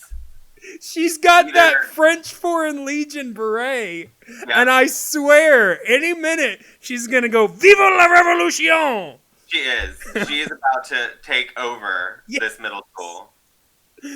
Oh, I will say... She was always one of my favorites, too. I really always liked her. Oh, yeah. Oh, dude, when I haven't mentioned yet, but when I was a kid, like when I was like 10 years old watching this show, I had a super crush on Lenny. See, and I had a crush on Alex, and that was even before I knew that, like, I liked you. Like, because I also like Gabby, too. Yeah. I think both of them, like, I was crushing on both of them. Yeah. So, I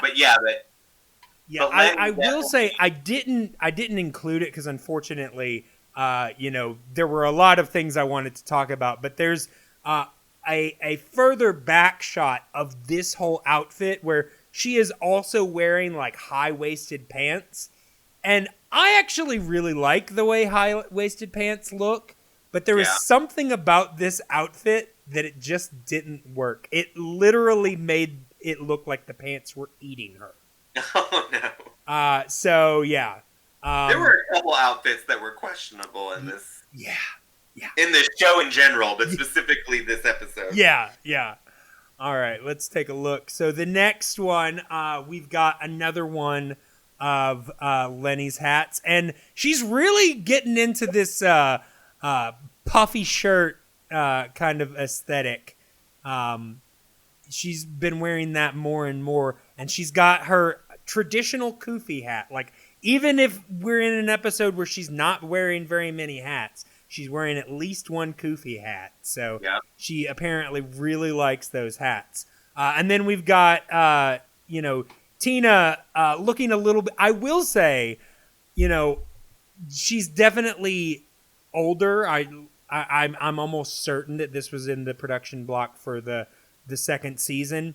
But they're also letting her wear her hair down a lot more, which makes her look more mature. Yeah, agreed. So there's that. All right, let's see. All right, we didn't really mention it. The dream sequence. Yes. Okay. So I forgot about during the Jamal and Jasmine subplot, Jamal has a Scrubs-style dream sequence where he comes in wearing this outfit. If you can't tell, he is wearing, I believe, a black leather jacket. And is that a Kangol hat? Yes. Okay. And shirtless with gold chains. I will say, for a kid his age, dude was built. I don't think that was him, Clay. There's no way. I think that was fake. I think that I am almost sure that is either some type of like stocking with airbrush or something. Because there's no way that kid has that six pack. I don't know. I mean, he has shown in the past that he actually has an aptitude for martial arts. Jamal the character is taking it in the show, but the way that he has performed those kicks, I think he has actually a background in it. I don't think. Honestly, number one, I'm thinking, why are they having this kid walk around shirtless, right, on a public television show? I forgot how uncomfortable this scene made me that I blocked it out. Like, I blocked it out, and then when he wakes up from the scene, with Grandma Jenkins, and I'm like. Yeah. Oh, yeah. Honestly, okay. So I do want to mention what Jasmine is wearing, because she's wearing basically a two-toned, like, puffy coat. And the largest hat I have seen, like, okay, this is like the Mad Hatter. This is very much like, 90s hip-hop culture dress. What you would have seen in a hip-hop video at the time. That's what these kids are wearing. But yeah, that hat, like, if it's not sitting exactly right, is going to eat her head. Yep. It is enormous. But yes, they do that bit where she's just like, "Oh, Jamal," and then she says it again, and it's Grandma Jenkins' voice. And it's just like, "Oh, whoa, this got real weird." Got real weird. and then the whole scene plays out like she walked in on his private time in his bedroom, even though he's like on the couch in the living room. Yeah. And I'm like, all of this is very awkward to me. Oh, yes. All right. Let's move on. Okay. So, this is, I've talked about in the past how while Lenny is not the only white girl I've ever seen wearing a kufi hat, the fact that they are traditionally worn by, black men, traditionally Muslim black men, I do kind of wonder how appropriate it is. And so we do have Jamal wearing a kufi hat. And then we've got Jasmine's next to him. They're enjoying the talent show. And then behind them, we've got Rob in a Kangol hat, losing his shit. Yep. I can only imagine that Victor's performing at this point, and he's just supporting his man. But I will say, in several episodes previously, Rob is always wearing like a do-rag, and I had a picture, but I had so many other things I wanted to share that I didn't put it on this. But he was wearing a do-rag, and at this point, it had reached critical mass because it looked like a mix between like a jester's hat and like it just looked absolutely ridiculous. And then the very next scene, they switched him to the Kangol hat, and I was like, better. Well, let me tell you though, minus the hats, minus the do-rags and the hats, I dressed like Rob. Oh, me too. Yeah. Like, I mean, minus the do-rag and stuff. Yeah. I even said in one of the first episodes with Rob that Rob more represented the type of things I would wear. Whereas, Jamal and Alex oftentimes will wear very, flat. I mean, it looks good on him, but there was once that Alex was wearing a shirt where I was like, he straight up looks like he's about to go to the club. Yep. Sure enough. And, whereas, Rob is just wearing t-shirts, maybe a flannel over it. He's good. Yep. Always bigger, always too big and too baggy. Yep. Like, he reminds me of another show. He basically could be young Xander from Buffy the Vampire Slayer. Okay. No, I can see that. Because he dressed very similar, just, in the later 90s. Right, yeah. All right. Okay, so I included the clip of Quincy, and this is him in his most actorly pose. This is the I do Shakespeare pose. Yes. This is the headshot that you send around. See, I'm a serious actor. Yep. Can really do this shit. With that hat. Yes.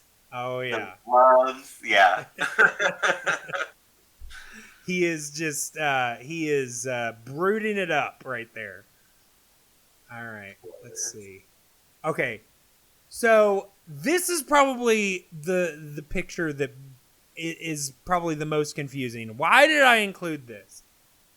First of all, we are looking at the locker room for the track team. We've got Victor on the left-hand side. You've got Tony the asshole on the right-hand side. And then you've got the coach in the middle.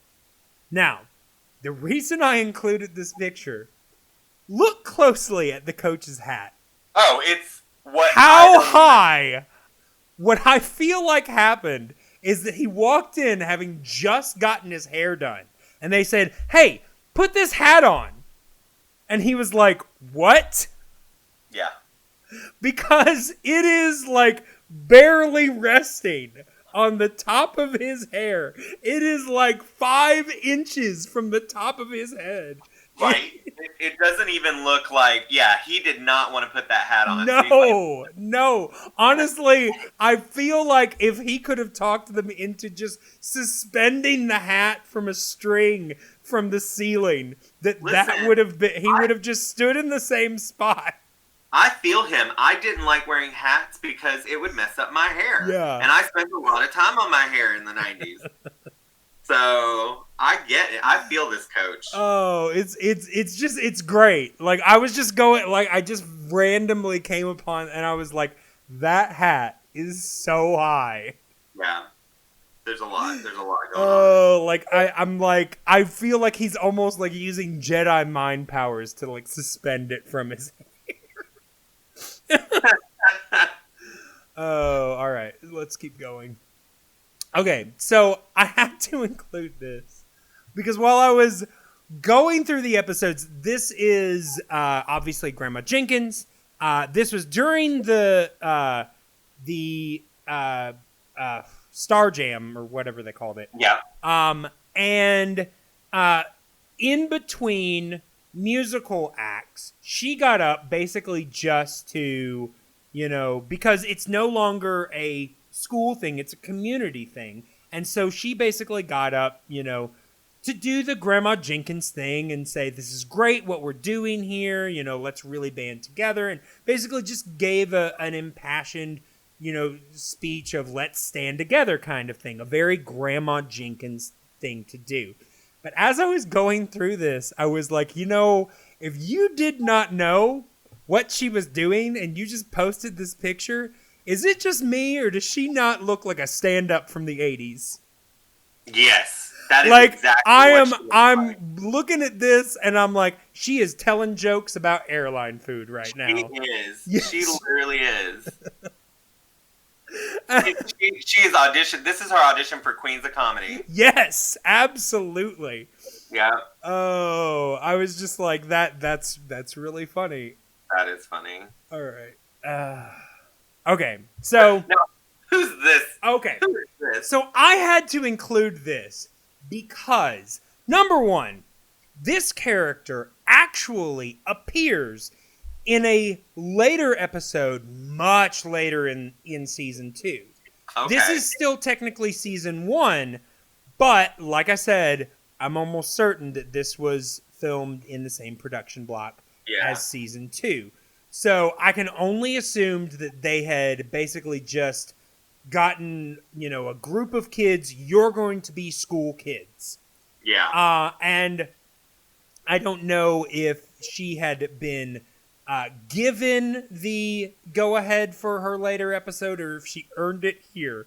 But during the scene where the principal goes up on stage, they're going, obviously, they show us how Jamal's reacting. And Jamal's actually, his reaction is great because he looks at Jasmine and Jasmine is like, oh, this is funny. And Jamal just looks like, this is happening.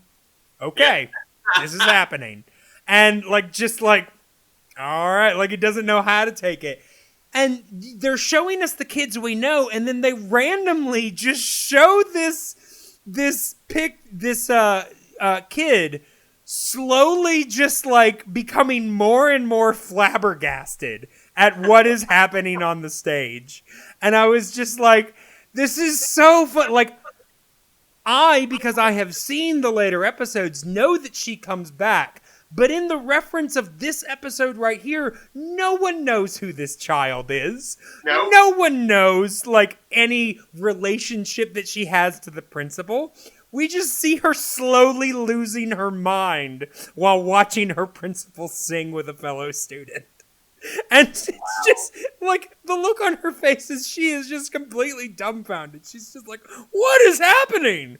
What? This should be a meme. Yeah. I'm surprised it's not. What the fuck is this?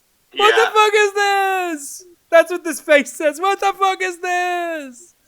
Oh my god. Of course with those 90s bangs. Oh, yes. And she's got chipmunk cheeks. Yeah. I thought it just struck me so funny. Oh, all right. And the fashion in this really made me nostalgic. Yeah. Really. I forgot how much I loved 90s clothes and big and baggy as can be. If you would have told me that I would eventually have to wear extra larges, I would have laughed at you. Now, because there's this whole genre, this whole our generation where we're bigger and baggy, and then at some point in the 2000s, it was never mind, everything needs to be slim fit. Everything's skinny, and now it's back. It is.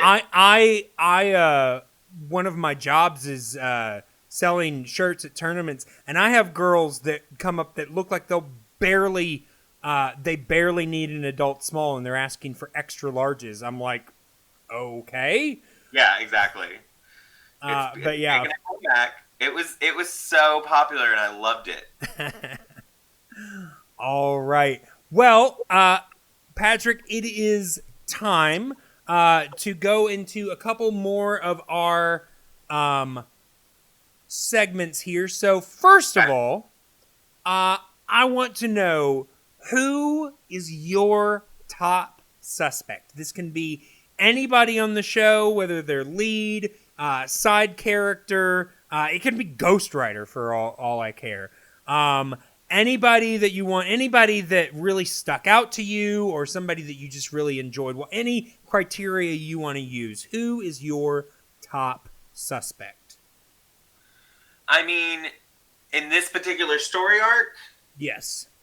Yeah, I think, I really liked, I want to say Victor Torres. I thought that he, it's funny too, because I think his acting too kind of ramped up. Sure. Like, I felt like he was real nervous or something in the beginning, but like he eventually got like those moments between him and Rob, and like those moments between even him and Miguel, like, and the frustration in his like talking about like his personal feelings. I loved it. And plus I loved his story. I thought that, it was a good teaching moment. And this show doesn't like shove its lessons down your throat. Yeah. And I like that about it. Like, it's not Sesame Street. In some episodes it doesn't. You're right. You're right. I mean, there are still some that, they do clearly pander to a younger audience. Like, look, dancing, singing, and whatever else. They're very apparent. Like that. It's that Blue's Clues kind of talking, where it's like, let's make sure we slow it down for the audience. But Victor never did that, which I liked. Yeah. Sorry. Go ahead. No, I just want to say, like, that is probably that's my top suspect of this story arc. I thought that he was worthy enough, like we talked about earlier, of like, oh, it's too bad that they didn't like introduce him as a main character. Yeah, as another team member. Yeah, I think that was a missed opportunity. Yeah.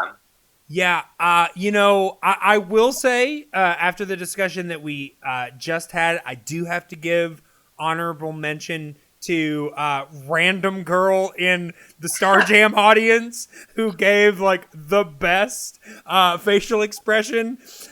Janice will be her character's name. Right now she doesn't have a name. Okay. But honestly, my top suspect is also Victor. I think that Victor, just for a character that could have been cookie cutter, just like every other gang member character that was in shows like this at this time period, I think he did a really good job of making us relate to him. Were there some scenes that were a little heavy-handed that, he had a hard time with? Yeah. Yeah. Cringy a little. Yeah. Right. But I think that they did a really good job of making him relatable, making him seem like he wasn't just, the cookie cutter, former gang member. They made his anger, it wasn't just, it was earned. It was, can't think of the right word. But it wasn't something that was, he wasn't just being emotional. All of the anger, all of the frustration that he felt was justified. Justified is the word. Yeah, yeah. Like, he had a story arc. Yeah. Like he we don't know. We infer a couple things, but the show gave us enough to be like, you've had a hard life. You have it rough. You've had it rough, and you've needed to find your people and your home and like where you belong and your team. Yeah. And I think he found it in his lover Rob. Yeah. Yeah. And as much as we've kind of like joked a little bit about, I like the fact that we were able to see that in this character, and not just in a jokey manner, but it really felt real. It like if like I said, I could have gone through the whole thing without seeing that, but after seeing that in that one scene, I couldn't unsee it. And all the scenes before and after that work with that that subtext behind it. And, for a show that didn't go down that road, at least not explicitly. I like that is a way that this character could be seen in a positive way. Agreed. You know, so yeah, definitely Victor for me. And you know, like you said, disappointing that he didn't stay on as a regular team member, but you know, we might see him again. Who knows? All right. So, with that being said, what is then your rewind moment? The moment in the episode that you either just really liked or a moment that made you go, what? What was that? I still have to say that it was the principal coming out on stage. Okay, sure. Absolutely. I loved it so much. Yeah. Yeah, no, that was a fun one. That was a fun one. Mine, it has to be that racial discussion between Rob and Jamal. It was just like, and I get the thought behind it. I just feel like, and I know that they made it silly on purpose, like as a funny way to handle a very serious subject. I just feel it came off more clumsy to me than just fun. And while I understand why they didn't hit it harder, I wish they had hit it a little harder. You know, I do think that they underserved their audience, you know, because I'll be honest, as a white kid living in Arkansas at this time, I was in that place, you know, where I thought racism, you know, with the capital R, in as it exists, was a thing of the past. Yeah. And this would have been something, you know, that would have helped me deny that. Mm-hmm. You know, at that time. So, do wish they'd hit it a little harder, and so that's why that's my my rewind moment.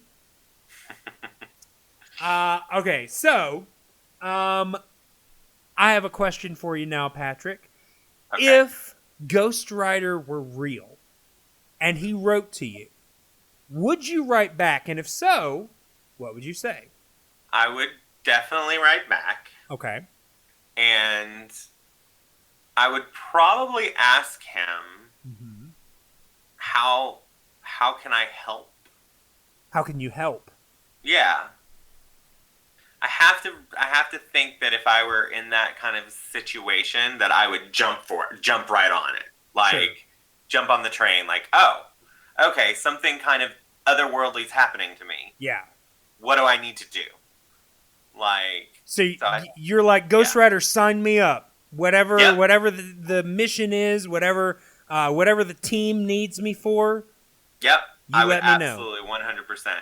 Nice. All right. So you and I have already had this discussion. You know, you're a Ghostwriter fan from way back, and you have kind of kept up with the things that have come out in recent years about Ghostwriter. So you actually already know Ghostwriter's identity. But if you didn't know that, based on the things that just the show has shown you, did you ever have a guess as to who or what you thought Ghostwriter was? I don't think so, no. No? I don't think so. I think that later in life, I thought it was like a cool, like, you know, it's kind of like what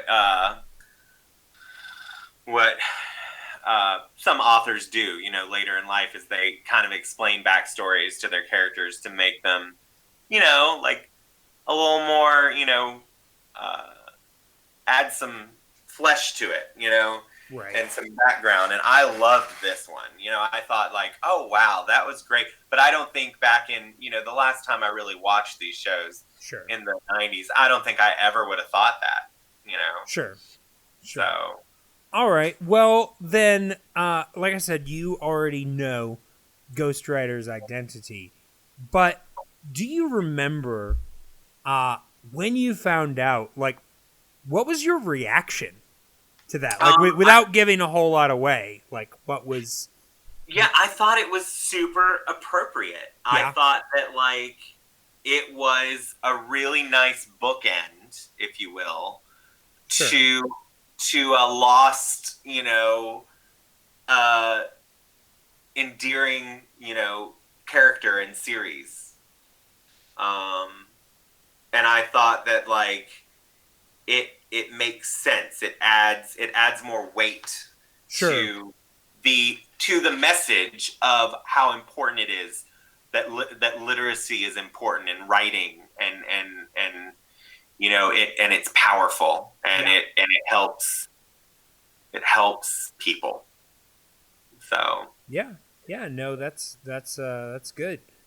All right. Well, with that being said, now is the time when I am going to give you guys the opportunity to get in touch with the podcast. It's pretty easy. I am the Flying Cow Pod on everything, at the Flying Cow Pod on Twitter and Instagram. The Flying Cow Pod at gmail.com is the email. You can also find the Facebook group. It's just the Flying Cow. And, feel free to, let me know what you think. Let me know what you like, what you hate, anything. You want to talk to me? Talk to me. But yes, so now what I would like to do, Patrick, is give you the opportunity is if there is anything that you want to promote or anything that you are enjoying in pop culture. I would like to give you the chance to share that, and a bonus if it uplifts the voices of women or people of color. Well, absolutely. I think that I want to promote that everyone should go vote. Yes. I want to promote that everyone should stay healthy and socially distanced and wear a mask and listen to our public health officials. And the ones that know what they're talking about. Exactly. The legitimate, advice and counsel and the ones that actually believe in science. Yes, because science, no matter what you believe, science was put here for a purpose. So science is real. We should probably follow it. Yeah. But yeah, and I think that, all of that is super important. Yeah. And, take care of one another. Like, it's really crazy out here right now in this world. So, stuff like this is fun and, find something fun to do. And, I've been trying to watch some TV. I just got a Switch. The Switches are coming back. I've started playing that. There's a lot of really good content. Don't forget that, when the world stopped, everyone turned to artists in their TV shows and in their music and in their, important plays. And so don't forget those artists. Yep. Got you through this whenever it's over. So lots of really good content out there. Lovecraft Country, The Boys. What else am I watching right now? I don't know. Schitts Creek. If you haven't done Schitts Creek, I've heard good things out in life. Yeah, I will say by this point we should be getting sponsored by Lovecraft Country, because I swear since like the third episode, every single one of my guests have promoted that show. Hey, do it. Like, that's the thing is, things become phenomenons for a reason. Yeah. It's not just like groupthink, we're not lemmings. Like, it's good. Yeah. So. Yeah, no, I've heard only good things, and it's definitely on my short list. Yeah. But thanks so much for having me on and making me take a trip down memory lane with this show.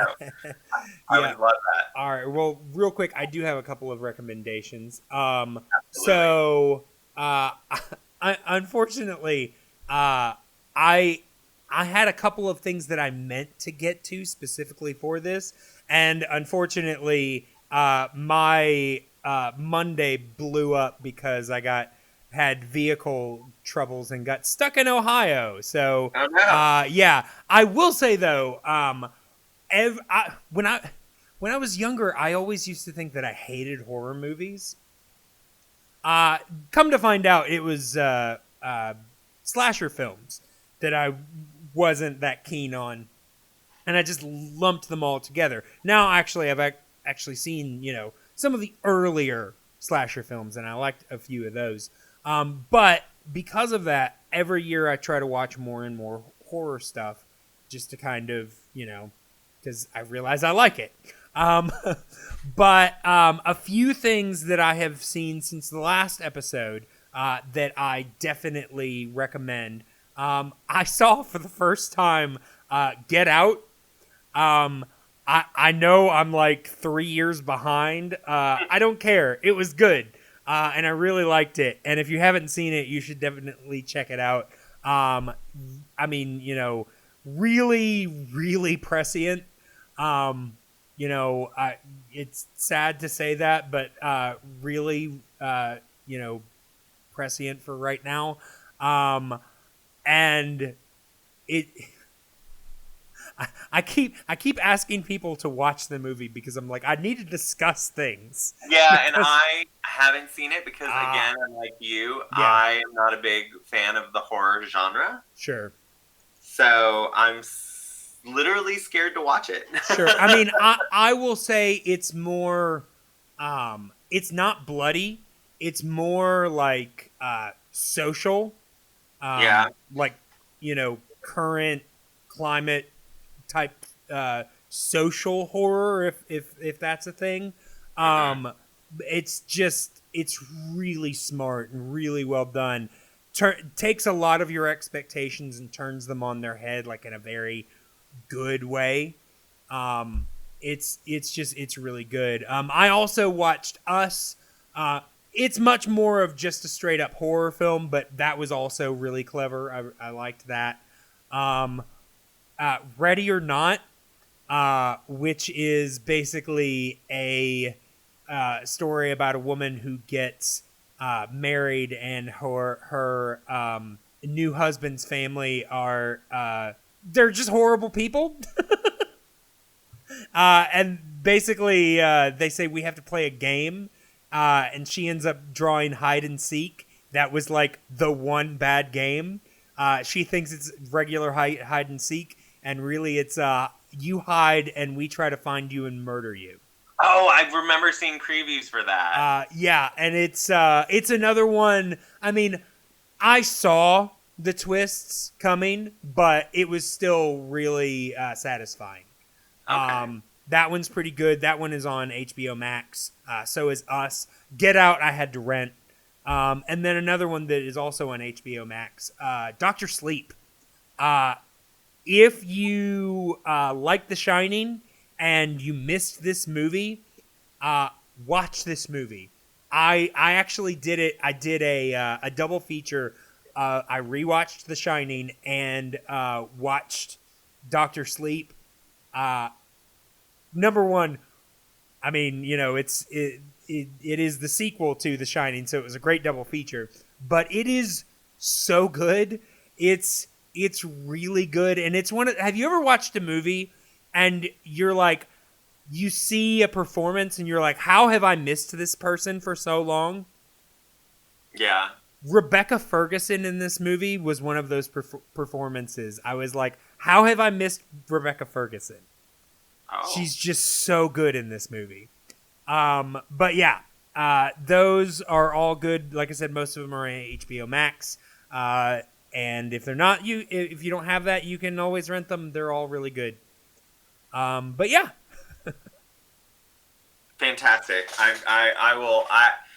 I will see about going back into the genre world of horror. Yeah. I will say, Get Out is probably, like, if you're not very horror oriented, it's more thriller. I mean, there are some horrific ideas in it, but it's not gory. It's not, it's more like, how could someone be that horrible to someone? kind of Yeah. thing. Okay. But and it's also very funny. So there's a lot going on. It's really well done. All right, so you kind of already started, but I do want to say thank you so much for coming on this episode. It was great to talk to you about this show. Absolutely. Thank you for inviting me. It's always a pleasure to be on your podcast.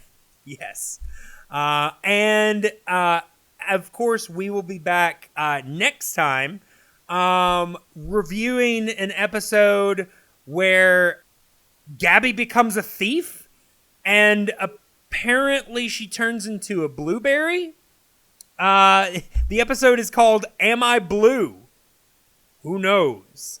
But yes, we will be reviewing that next time. But as we go out, normally as anytime there is music on an episode, I just play the music.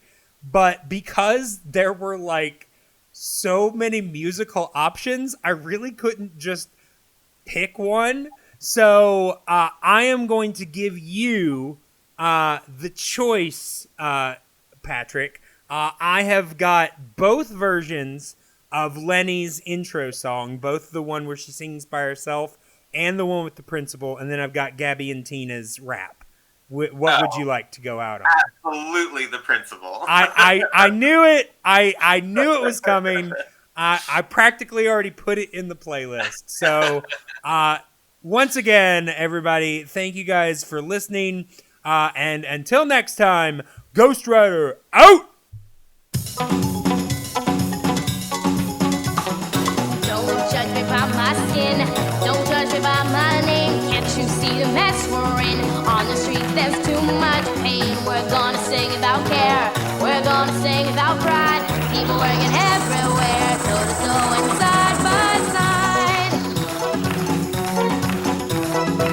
Toe to toe, side by side. We're gonna sing about pride. Toe to toe, side by side. We're gonna sing about pride. Toe to toe and side by side. We're gonna sing about pride. Toe to toe and side by side. We're gonna sing about pride. Toe to toe and side by side. We're gonna sing about pride. Don't judge me by my skin. Don't judge me by my name. Can't you see the mess we're in? On the streets there's too much pain. We're gonna sing about care. We're gonna sing about pride. People working everywhere.